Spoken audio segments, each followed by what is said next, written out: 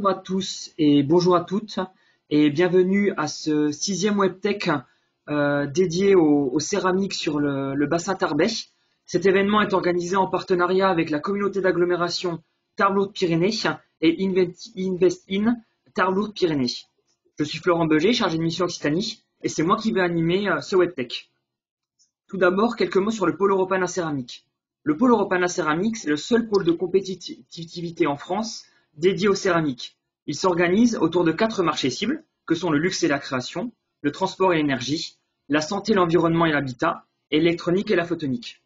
Nous avons également mis en place 2 domaines d'activité transverses, que sont l'usine du futur et les traitements de surface, puisqu'ils répondent finalement un peu à tous ces marchés que j'ai cités précédemment. Le pôle se compose de, on va dire, 140 adhérents, qui vont être principalement sur le territoire français, mais également international. Ce qui fait que nos actions sont au niveau international, national, mais également au niveau régional. Comme vous l'avez compris, je suis chargé de mission Occitanie. Donc pour ma part, la plupart de mes actions sont réparties sur ce territoire, mais également local, avec des partenariats comme on peut avoir avec la communauté d'agglomération Tarbes-Lourdes-Pyrénées et les différents WebTech qu'on organise cette semaine. Le partenariat qu'on a avec la communauté d'agglomération Tarbes-Lourdes-Pyrénées est vraiment durable. En 2019, nous avons organisé une première journée autour des céramiques et de la formation dans le cadre de territoire d'industrie. Elle s'est organisée principalement sur la zone d'activité Céraminov-Pyrénées à Bazette avec des acteurs industriels tels que Serafast qui va présenter aujourd'hui, mais également Mersenne Boustec, Palexekia et SCT. Lors de cette journée, il y a eu des tables rondes autour de la formation avec des acteurs tels que l'ENI de Tarbes, donc qui sont intervenus hier. Il y avait également, que je ne dise pas de bêtises, il y avait également Pôle emploi, il y avait également la région et il y avait également l'UMM qui était partenaire de cet événement.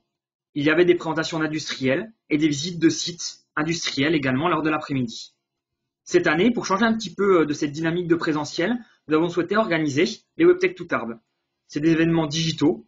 Sur une semaine, il y a 10 interventions d'industriels, comme vous l'avez compris, qui sont assez présents dans l'écosystème tarbais et pas que sur la zone de Bazette, des acteurs académiques de la recherche, notamment au niveau de l'ENI de Tarbes, vous avez le LGP et vous avez le CRIT Technacol. Et il y a également à Tarbes un fort vol artistique avec l'école d'art de Tarbes ou des personnalités telles que Gérard Borde. C'est vraiment un tout en fait, on a vraiment une richesse au niveau de Tarbes, du bassin tarbais, qui permet à tous ces acteurs de coexister et qui nous permet d'organiser cette semaine avec 10 webinaires, ce qui n'est pas négligeable. L'année prochaine, nous allons organiser une journée à nouveau en présentiel autour de la céramique et de l'innovation, à nouveau avec des visites de sites. Donc n'hésitez pas, lorsqu'on communiquera sur le sujet, à vous inscrire si vous souhaitez en savoir plus directement au niveau des devenirs de la céramique, les applications de demain, si je puis dire, et puis visiter les industriels qui auront parlé cette semaine. Vous avez ici la liste des prochains WebTech qui sont organisés, donc encore demain et vendredi, sur les différents acteurs, en sachant qu'on va clôturer la semaine par une partie plutôt stratégie du territoire et comment sont mises en place les stratégies de rebond au niveau local. J'en profite également pour dire quelques mots sur Ceramic Network. Ceramic Network, c'est la convention d'affaires céramique organisée par le pôle européen de la céramique. C'est-à-dire que lors de ces 2 jours, donc le 4 et 5 novembre, nous allons organiser donc des rendez-vous B2B, mais également des visites de sites et des conférences liées au marché que je vous ai présenté précédemment. Si vous avez la moindre question, n'hésitez pas à venir vers moi, j'y répondrai avec plaisir. Et si je ne peux pas, je passerai la main à une de mes collègues qui se fera un plaisir d'y répondre plus précisément. J'en profite également pour dire quelques mots sur le pôle et nos actions. Donc vous avez vu qu'il y a un vrai rôle d'animation au niveau du pôle européen à céramique entre l'organisation d'événements, l'organisation de WebTech. Mais on est également là pour vous aider sur vos projets, si vous avez des projets techniques, pour vous aider au montage de projets, à la labellisation. On organise également des journées techniques régulières, donc n'hésitez pas à aller voir notre site internet. Et on organise également, on a une plateforme de veille si vous souhaitez faire de la veille. N'hésitez pas à vous y connecter si vous êtes adhérent. Si vous ne l'êtes pas, venez vers nous si vous voulez qu'on vous en parle plus longuement, ce sera avec plaisir. Maintenant, rentrons dans le vif du sujet avec quelques consignes concernant l'animation de cette réunion. La première chose, lorsque vous êtes connecté, vous avez dû le voir, vos micros sont coupés, c'est normal. C'est pour permettre une plus grande fluidité de l'intervention. Et le dernier point, c'est concernant les questions. Nous vous proposons de poser vos questions par écrit dans le petit onglet questions que vous avez normalement qui apparaît dans l'interface GoToWebinar. Vous pouvez les poser, elles sont automatiquement anonymisées, c'est-à-dire que moi je les reçois, mais personne d'autre n'y a accès. Et je les lirai à Joël à la fin de cette présentation. Donc maintenant, je vais laisser la main à Joël Faber, qui est directeur de Serafast, avec potentiellement une intervention d'Alain Charbonnier, directeur général de Microcertec. Il va vous parler plus particulièrement des procédés de mise en forme des céramiques par pressage isostatique et usinage. Je vais te laisser la main, Joël. Bonjour à tous, donc Joël Faber, directeur de Serafast. Tout d'abord, merci Florent de cette introduction et de la présentation du pôle européen de la céramique. Je vais vous parler en effet de ce qui fait la spécificité de Serafast au sein du pôle céramique de Tarbes, qui est la mise en forme des céramiques par pressage isostatique et usinage en cru. Alors, d'abord, quelques mots. Quelques mots sur la société Serafast. Certainement la plus petite du pôle céramique. Elle a été créée en 2012 par des anciens cadres de Diadème Diatomique, une société qui était spécialisée dans la réalisation de connecteurs pour fibre optique et dans le dentaire. La société a été rachetée par la holding Microcertec en décembre 2017. Elle comprend aujourd'hui 5 employés et prévoit de faire un chiffre d'affaires de 300 000 € sur 2020. La holding Microcertec, c'est aujourd'hui une trentaine de personnes réparties sur 3 sites. Voilà. Donc, comme je vous l'ai expliqué tout à l'heure, Serafast est spécialisé dans la mise en forme des céramiques, oxyde, alumine, zircone, par usinage en cru, et par pressage isostatique, usinage en cru et fritage. Microcertec, elle, est plutôt spécialisée dans l'usinage de haute précision, de produits frités, de tout matériau céramique. Il y a donc une certaine complémentarité entre les deux sociétés et on travaille beaucoup ensemble pour la réalisation de produits finis. Comme vous le savez, dans la production des céramiques, le process de mise en forme influe tout particulièrement sur les caractéristiques et les propriétés finales du produit obtenu. Surtout, on va choisir un process de fabrication en fonction, quelque part, des exigences que l'on a sur le produit fini. Il est évident, par exemple, que quand on choisit ou que l'on cherche à avoir des barreaux céramiques d'1 mètre de long, on va se tourner plutôt vers des procédés d'extrusion. Quand on va vouloir de la pièce finie en très grande quantité, plutôt vers de l'injection. Quand on voudra des prototypes, soit vers de l'usinage en cru, soit vers de la stéréolithographie, c'est-à-dire de l'impression 3D. Et donc, finalement, les céramistes vont se différencier souvent par les procédés de mise en forme qui leur sont propres et qu'ils maîtrisent. Nous, on a fait le choix du pressage isostatique. Alors pour une première raison qui est que on croit surtout à la qualité au niveau du pressage isostatique, à la qualité des produits que l'on obtient en termes d'homogénéité et en termes de performance finale. Ce pressage isostatique, lui, s'effectue sur des poudres de fournisseurs reconnus, des poudres prêtes à l'emploi. Serafast n'ayant pas vocation à créer ses propres mélanges ou à atomiser ses propres poudres. On va utiliser 2 types différents de pressage isostatique. Le mode dry bag, qui, et vous le verrez par la suite, est plus spécialisé, particulièrement plus adapté à la réalisation de tubes et barreaux. En moyenne et grande série, c'est un procédé qui est facilement automatisable.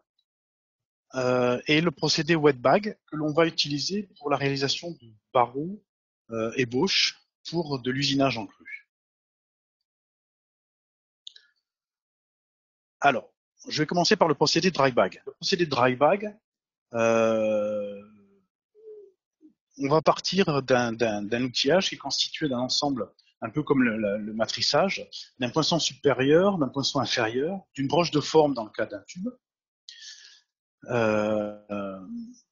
et d'une gaine de pressage que l'on voit. Alors, je ne sais pas si vous voyez, mais la gaine de pressage, c'est la partie noire. On a ensuite, alors, le poinçon supérieur Alors, une autre photo de l'ensemble de l'outillage monté. D'accord. Le poinçon supérieur, ici, va permettre, dans ce cas présent, de créer un tube que vous avez à droite. Et parce que ça impressionne toujours, vous voyez à l'extrême droite le tube après fritage, où on se rend compte que les céramiques prennent toujours un peu de retrait pendant la cuisson. Le poinçon supérieur, lui, est mobile. Son mouvement va permettre en fait le remplissage du moule. Il va permettre, après un mouvement de la presse, la fermeture de l'outillage et sa mise sous pression. Et ensuite, il va permettre le démoulage de la pièce pressée. Alors, voilà, une presse isostatique dry bag, voilà à quoi ça ressemble. On a ici, comme vous pouvez le voir, 4 pots de pressage, avec ici on voit sur la partie supérieure 4 poinçons supérieurs.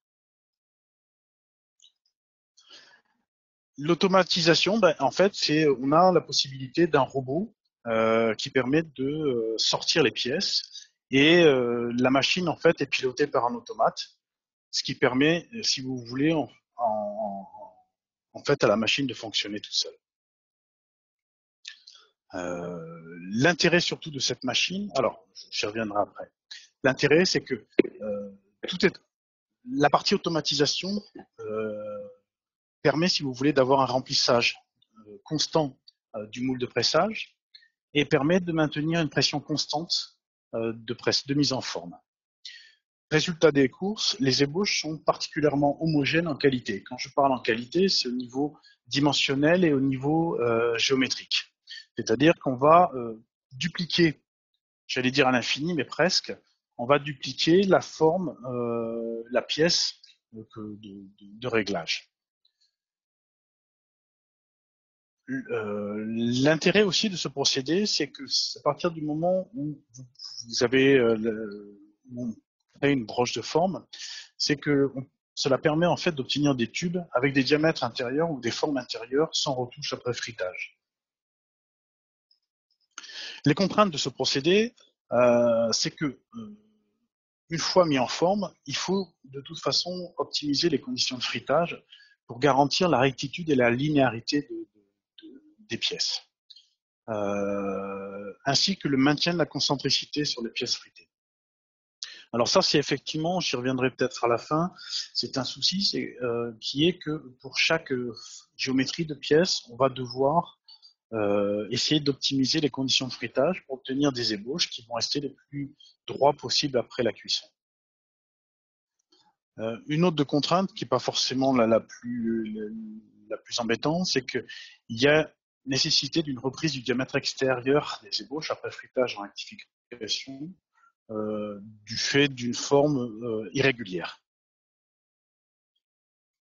Le procédé dry bag est pour nous la mode de production idéale pour des axes, des tubes, des manchons et des sièges. Avec l'équipement disponible à Serafast, on peut viser des diamètres externes frités de 0,5 mm à 15 mm pour des longueurs de 1,5 à 100 mm. On a une précision sur le diamètre intérieur ou sur la forme intérieure en standard à plus ou moins 2 centièmes.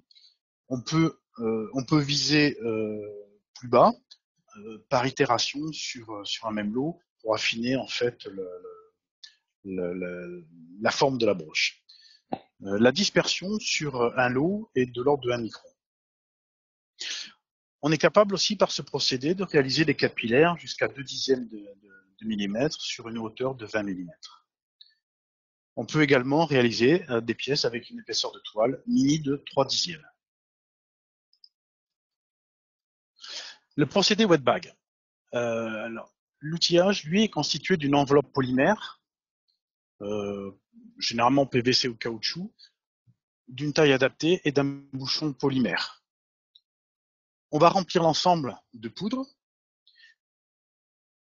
On va venir obturer notre enveloppe, la plonger dans une enceinte fermée que l'on va mettre en pression. Et on aura comme ça, on va exercer de cette façon la pression sur l'ensemble de l'enveloppe et de la poudre. À la fin du cycle, l'ébauche est récupérée en démontant l'enveloppe, l'outillage. L'intérêt de ce procédé, c'est qu'il permet de réaliser des ébauches de grande dimension, jusqu'à un diamètre de 350 mm et sur une hauteur de 500 mm. On a la possibilité de presser à des pressions relativement importantes, jusqu'à 3100 bars, voire 5000 pour certaines presses, ce qui confère une excellente compaction à la poudre et ce qui permettra par la suite une meilleure densification lors du traitement thermique. L'intérêt aussi de ce procédé, c'est que on n'a pas, comme dans le cas du matrissage par exemple, d'effet d'isobar, c'est-à-dire que la densité à cœur du tesson est pratiquement équivalente en cru à celle de l'extérieur. C'est pour Serafast en tout cas une étape préliminaire obligatoire à l'usinage en cru de nos pièces. On va dans notre cas presser soit du barreau plein, soit des parallépipèdes que l'on va ensuite débiter et usiner. Les contraintes ou les inconvénients de ce type de procédé, c'est que les temps de cycle sont relativement longs comparés au système dry bag, où on est inférieur à la minute en temps de cycle, et il nécessite souvent de multiplier les outillages du fait de la capacité de la machine, de l'enceinte dans laquelle il y a de l'eau et de l'huile. La réalisation de forme interne, cette fois-ci, nécessite des outillages un peu plus compliqués et ne peuvent être utilisés qu'une fois.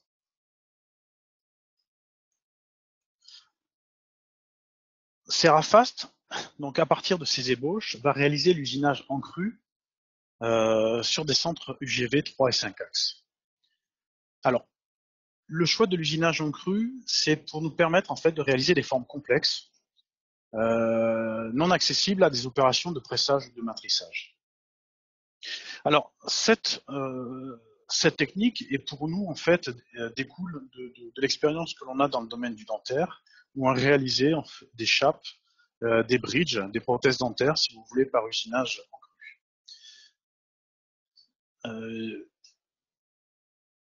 C'est un procédé qui ne demande pas de frais d'outillage, ou de l'outillage simple, c'est-à-dire de l'outillage de positionnement des brutes, mais qui permet d'atteindre une précision géométrique et dimensionnelle relativement importante sur l'ébauche réalisée. C'est un procédé qui s'applique aussi du prototype de la petite série à la moyenne série, sachant qu'une fois que les paramètres d'usinage sont réglés, on peut, comme pour le pressage dry bag, le dupliquer à l'infini. Alors, une des questions pourrait être pourquoi l'usinage en cru et pourquoi pas l'usinage sur des produits préfrités ou biscuits. Tout simplement parce que l'usinage en cru, entre guillemets, nous permet d'atteindre des vitesses plus importantes que dans le préfrité. Et surtout, il nous permet d'éviter en fait l'endommagement du matériau lors de sa mise en forme. On a pu observer sur des pièces qu'on a usinées en préfrité la formation de criques, de fissures ou d'éclats dans des conditions de coupe un peu sévères que l'on n'a pas dans le cadre de l'usinage en cru. Aujourd'hui, Serafast, pour réaliser cet usinage en cru, dispose des outils numériques pour traiter et analyser les fichiers 3D de nos clients sous format STEP et créer à partir de là le programme d'usinage. D'accord ? On va simplement, à chaque fois, réfléchir à la réalisation, si vous voulez, du bloc ébauche. Donc là, typiquement, vous avez à gauche le bloc qui a été pressé de manière isostatique. En deuxième place, l'ébauche tournée est réalisée pour servir de support à l'usinage. Un peu plus à droite, la pièce usinée, et à l'extrême droite, la pièce usinée et fruitée. Donc, à chaque réalisation, on va réfléchir au bloc ébauche à utiliser, mais également, comme dans le cas du pressage dry bag, à l'optimisation des conditions de fritage, aux retouches nécessaires après fritage, et ce, en collaboration avec Microcertec, pour garantir la conformité des produits ou pour atteindre des précisions que nous ne pouvons pas réaliser, enfin que nous ne pouvons pas atteindre par l'usinage en cru. Voilà un exemple. Donc ça, c'est de l'usinage 5 axes. Et là, de l'usinage en 3 axes, on peut voir que on n'est pas obligé de se limiter à la réalisation d'une ébauche d'une pièce par ébauche, mais qu'on peut en fait réaliser l'usinage par paquet de pièces de façon à optimiser la productivité. Aujourd'hui, notre process, on se limite à des dimensions 200 par 200 par 100 mm. L'usinage en cru, moi je conseillerais, ou en tout cas je recommanderais, notamment quand on a du perçage à faire sur des profondeurs importantes ou sur des diamètres relativement petits ou sur des pièces avec un grand nombre de perçages. Aujourd'hui, on est capable de réaliser des perçages jusqu'à 2 dixièmes sur 6 mm sans problème. Alors quand je dis perçage, ça peut être aussi des poches, ça peut être voilà. Sur l'aspect usinage en cru, on peut partir sur une précision sur une précision, c'est-à-dire que des pièces qui ont des tolérances à plus ou moins 0,5%, ce sont des pièces que l'on peut réaliser aujourd'hui brutes de fritage, sans retouche, sans rectification. Par contre, il y a des contraintes qui sont il faut respecter en tout point une épaisseur de paroi de minimum 1 mm. Un autre avantage du procédé d'usinage en cru, c'est qu'il permet d'obtenir un RA brut de fritage inférieur à 0,3 microns, voire inférieur, par l'utilisation de passes de finition. Et cet état de surface se maintient après fritage. Aujourd'hui, Serafast aussi a travaillé sur l'usinage du Macor et d'une extrude de bord. L'étape finale de la fabrication, c'est effectivement, et j'y reviens dessus, c'est d'assurer un bon déroulé du traitement thermique. Il faut garantir au niveau du fritage et pour tous nos produits et pour tout le monde, mais garantir un retrait constant, c'est particulièrement vrai sur des pièces que l'on va usiner en cru, et optimiser le positionnement dans le four, et ça c'est vrai pour tout ce qui est barreaux et tubes, pour s'éviter les déformations lors de la cuisson. Quelques exemples, donc on va retrouver les tubes, sleeves, etc. On va retrouver des pièces, voilà, ça c'est un exemple de pièces usinées brutes de fritage. Là, ce sont des tubes borgnes avec une forme intérieure particulière et un usinage sur l'un des diamètres. Ça, c'est une pièce de connecteur où on va réaliser en fait un nombre de trous important avec des épaisseurs de parois relativement fines. Voilà, une autre pièce usinée en alumine. Et là, c'était une petite buse avec à son extrémité un capillaire qui était de l'ordre de 7 centièmes de millimètre. Voilà. Écoutez, j'espère vous avoir éclairé un peu plus. Je vous remercie de votre attention et n'hésitez pas à nous consulter sur notre site internet microcertec.com. Merci, à bientôt. Voilà Florent, écoute, je suis prêt à répondre aux questions. Très bien, parfait, merci beaucoup. Alors, première question, comment Serafast a qualifié ses procédés de pressage? Alors, il y a plusieurs façons plusieurs façons. Aujourd'hui, donc, nous on mesure la pression. On a un manomètre étalon qui nous permet de façon périodique de contrôler la pression exercée lors du pressage isostatique. D'accord. Ensuite, il y a un deuxième contrôle qui est un contrôle, on va dire, j'allais dire secondaire, mais qui est en fait la maîtrise du retrait. C'est-à-dire que au niveau du pressage isostatique, on qualifie notre lot de matière première et on va se servir de ce lot de matière première pendant 6 mois, 1 an.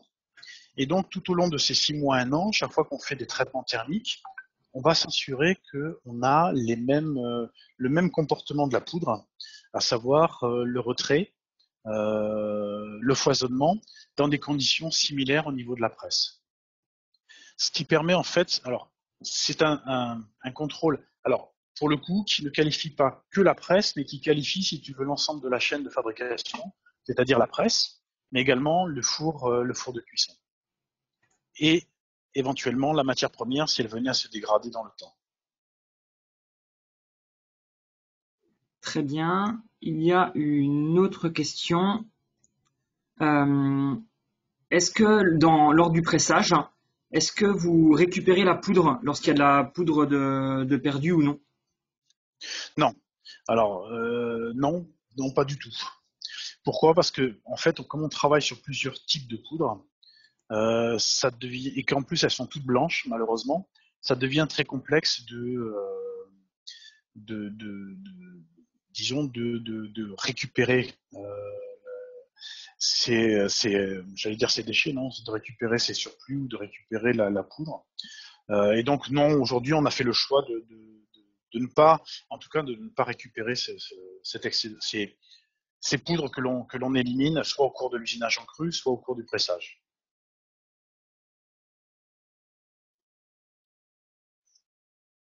Pardon. Il y a une autre question qui dit comment choisit-on la valeur de la pression? Alors, la valeur de la pression, j'aurais tendance à dire, plus c'est fort, mieux c'est. Ce qui n'est pas toujours vrai. Ça varie. Alors, aujourd'hui, sur des poudres type zircone, euh, nous, on a pu remarquer que effectivement, plus la pression exercée était importante, et plus en fait, on diminuait le retrait au frittage, et moins on avait de déformation. C'est-à-dire qu'en fait, ce sont des poudres. Alors, ce sont vrais que pour ces poudres et pour ce fournisseur-là, mais ce sont des poudres qui acceptent des pressions relativement importantes et qui vont continuer à se compacter.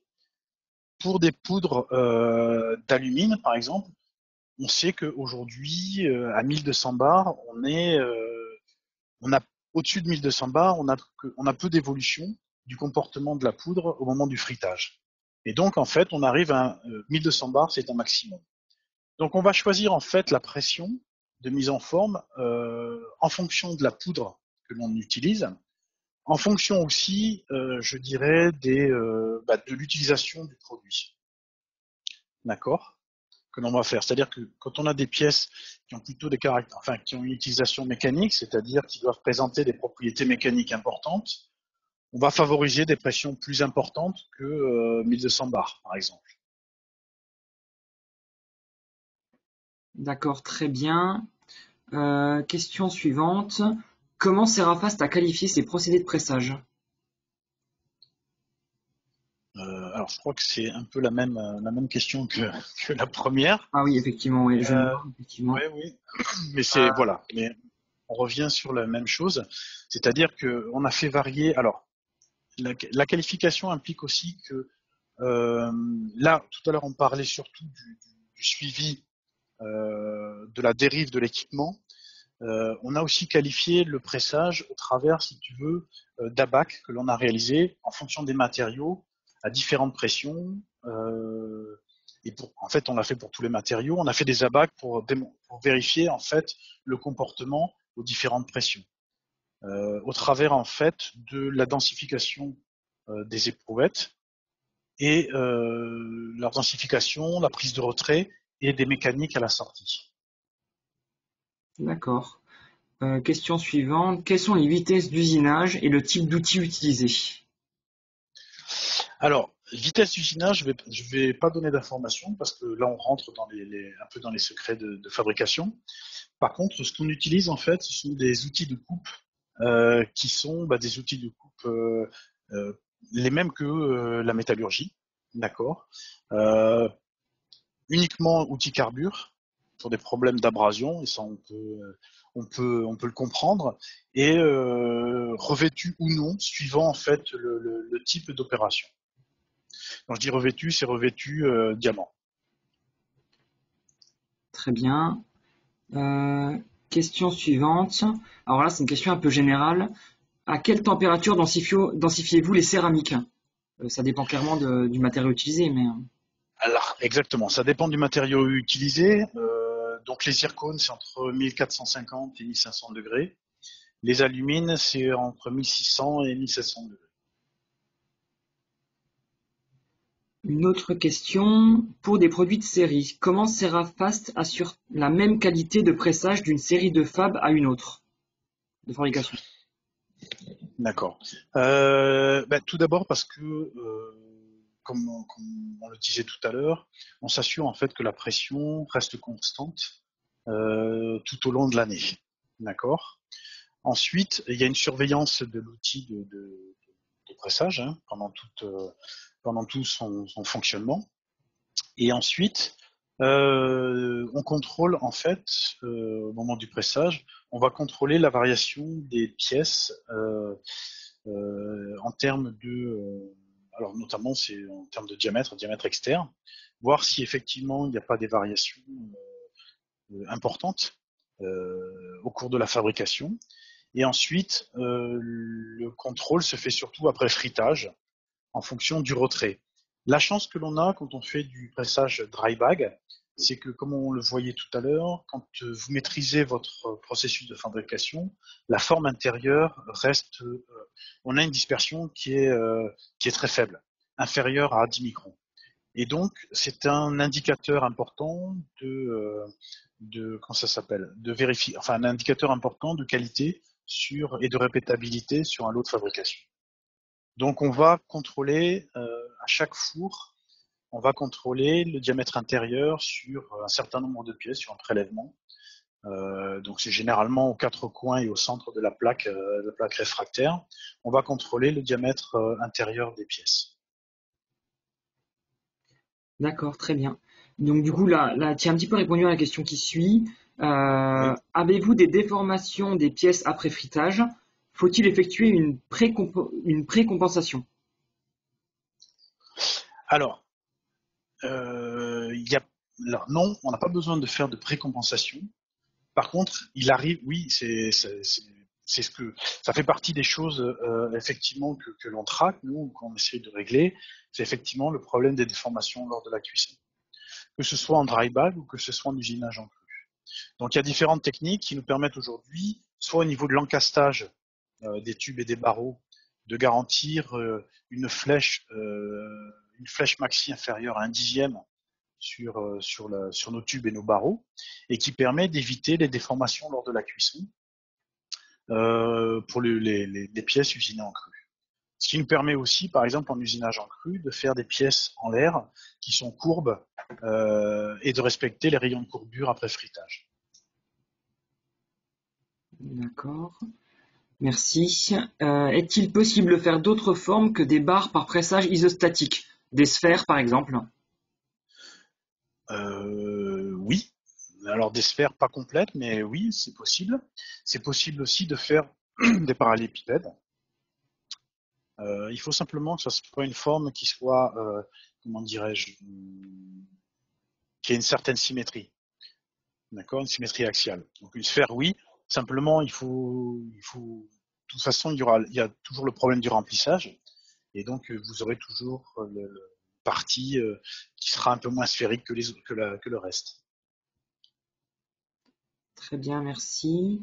Une autre question. Pour quel type de céramique devez-vous monter en pression à 3100 bars? Alors principalement les céramiques zircones. D'accord. Il n'y en a pas d'autres, du coup, c'est surtout celle-là ouais, que tu dis. Non, non, mais on peut appliquer les 3100 bars même sur de l'alumine. Hein, on le fait quand on a des pièces généralement un peu volumineuses ou à l'inverse des pièces excessivement petites sur l'alumine, mais c'est plus pas pour garantir que le tesson sera suffisamment résistant pour l'usinage en cru. Mais sinon, principalement sur la zircone, comme je le disais tout à l'heure, parce que ça permet d'optimiser, enfin, de diminuer encore le retrait au niveau du fritage et d'augmenter en fait la densification du produit. Alors là, j'ai une question. Alors, tu as potentiellement déjà répondu pour la présentation, mais ça fera toujours un rappel, ça ne fera pas de mal. Oui, oui. Est-ce que le nitrure d'aluminium fait partie des matériaux utilisés par Microcertec Cerafast? Et si oui, et également, quelle est la température maximale des fours de fritage de Cerafast et potentiellement donc de Microcertec s'ils en ont également? Alors, donc le nitrure d'aluminium fait partie effectivement des matériaux que Microcertec usine. Donc ils achètent de la plaque, de la barre, ils vont usiner et taper dans la masse. Par contre, ça ne fait pas partie des matériaux que Cerafast met en œuvre. D'accord. Tout simplement parce qu'il faut des fours sous vide ou sous atmosphère pour le fritage du nitrure d'aluminium que nous ne possédons pas. Nous, on reste sur des céramiques oxydes. Euh, pour nos applications, donc ce qu'on disait tout à l'heure, nous sur les céramiques zircone, on est sur des températures entre 1450 et 1500 degrés, et pour les alumines entre 1600 et 1700 degrés. D'accord. Une autre question. Les additifs sont habituellement utilisés pour les technologies de pressage comme l'uniaxial. Est-ce que vous utilisez des Oui. additifs avec la poudre céramique pour tout ce qui est dry or wet bag par exemple? Alors oui, oui, oui, tout à fait. Alors, par contre, nous n'avons aucune maîtrise sur ces additifs. C'est ce que je disais tout à l'heure. On a fait le choix, de par la taille de la société, de la complexité aussi de ce sujet, c'est qu'on a fait le choix, nous, d'acheter des poudres prêtes à l'emploi. Par contre, on a fait un travail de qualification de matière. Alors, qualification, c'est peut-être un gros mot, mais à chaque fois, on a testé les poudres dans des conditions de fabrication de façon à déterminer si elle était adaptée à la mise en forme en dry bag ou en wet bag et par usinage en cru. Donc aujourd'hui, on a plusieurs grades d'alumine euh, pour une même composition chimique qui se différencie en fait par les liants et les additifs que l'on a mis dedans. Et ces grades, soit ils sont utilisables en usinage en cru, soit ils sont utilisables uniquement en dry bag. Dans tous les cas, le taux d'additif reste faible, eu égard en fait au mode de fabrication qui est le pressage isostatique. On a au maximum 3,5% d'additifs dans nos poudres. Très bien, merci beaucoup.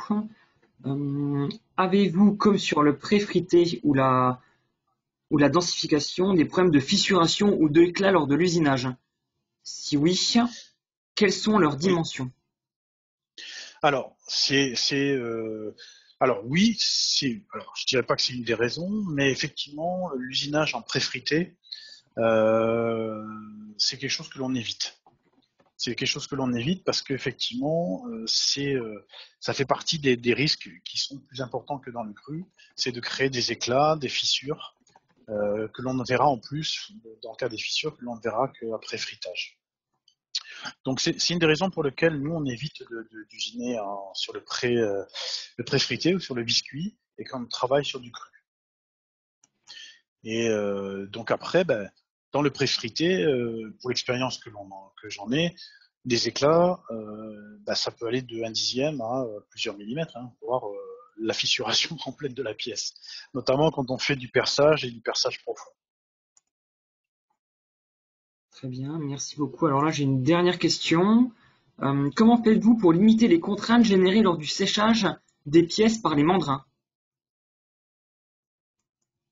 Du serrage peut-être, pas du Oui, séchage. oui, ça va être ça, effectivement, ça sera du serrage. Là encore, oui, du serrage. Donc là encore, on va pas trop rentrer dans les secrets de fabrication, mais on essaye alors, soit on met un excédent de matière de façon à avoir une zone de serrage qui sera éliminée après rectification, soit on ne fait pas de serrage du tout. Donc là, on utilise d'autres techniques que je D'accord. me réserve le droit de ne pas en parler. Oui, bien sûr, Voilà. il n'y a aucun problème. Du coup, rebondissant sur pas la question d'avant, mais celle juste encore avant, on Oui. demande, donc il n'y a pas d'éclat sur du cru par rapport à la question des éclats Alors, lors de l'usinage. Alors, il peut y en avoir, bien sûr, hein, comme ça peut arriver, mais c'est effectivement, en tout cas, c'est moins fréquent et c'est moins favorable dans l'usinage en cru que dans l'usinage en préfrité. D'accord. Alors, effectivement, c'est-à-dire que quand on est en usinage en cru, quand on commence à avoir des éclats, c'est que l'outil de coupe commence à être fatigué. Mhm. Une question complémentaire. Avez-vous déjà essayé la fabrication additive? Si oui, quelle technique, avec quel résultat? Non, on n'a pas essayé la fabrication additive. Très bien. Et une autre question qui vient d'arriver à l'instant. Utilisez-vous, comme pour le dentaire, des outils abrasifs type meule? Alors, Serafast, non, n'utilise pas d'outils abrasifs. Par contre, Microcertec, sur les finitions après fritage, va utiliser en fait un peu les mêmes techniques que nous en termes d'usinage, mais il va utiliser non pas des outils de coupe, donc comme on parlait tout à l'heure, c'est-à-dire des outils pour usiner du métal, mais va utiliser effectivement de la meulette. D'accord. Et ils sont capables à ce moment-là effectivement de reprendre les ébauches que l'on. C'est-à-dire que, en fait, l'idée c'est que Serafast va faire une ébauche intelligente et va réaliser en fait une pièce qui va se rapprocher le plus possible de la pièce finie et avec toutefois quelques retouches obligatoires qui peut être des perçages, enfin des retouches de perçage, des retouches de contour ou de surface pour des raisons X ou Y, parce qu'on n'a pas réussi à maîtriser la déformation finale ou parce que les précisions sont très importantes ou exigeantes. Et donc là, effectivement, Microcertec est capable de retoucher ou de récupérer ces pièces et à l'aide de meulettes, de pouvoir voilà, venir finir les ébauches réalisées par Serafast. Très bien. Là, il n'y a plus vraiment de questions. Alors moi, j'en ai une rapidement. Peut-être que tu pourras revenir rapidement sur les marchés, du coup, les domaines d'application visés par Serafast. Tu en as parlé rapidement, mais peut-être refaire un Oui. point, ça peut être intéressant. Alors aujourd'hui, les marchés, c'est surtout dans le domaine du dentaire. Oui, dentaire, on continue à fabriquer des pièces. Donc là, on est sur des applications dry bag. Sinon, on est beaucoup dans le domaine du médical, dans le domaine dans tout ce qui va toucher la réalisation de petits capillaires, de petits tubes, de tubes de petites dimensions. Et ensuite, on est beaucoup comme beaucoup de monde aussi, sur des applications de type ferroviaire, instrumentation de mesure. On va nous retrouver aussi sur qu'est-ce qu'on a d'autre, le nucléaire aussi, pas mal, et l'aéronautique. Et j'oubliais la machine-outil également. D'accord, parfait. Du coup, c'était la dernière question. Donc, merci beaucoup, Joël, pour toutes tes informations Merci. communiquées et ta réponse très claire aux questions. C'était une présentation vraiment intéressante et très pédagogique qui permettait vraiment bien de voir tous les avantages et les inconvénients des différentes méthodes. Donc, merci pour ça et merci pour ton temps. Je tenais également à Merci à remercier, vous, c'est un plaisir. je tenais également à remercier l'ensemble des participants qui vont assister à ce petit webtech d'une heure. N'hésitez pas, si vous avez la moindre question, à écrire directement à Joël. De toute façon, à la suite de la présentation, il va vous communiquer son support. Comme ça, vous aurez les différents éléments si vous souhaitez revenir dessus par la suite. Je vous remercie encore tous et je vous souhaite une excellente après-midi.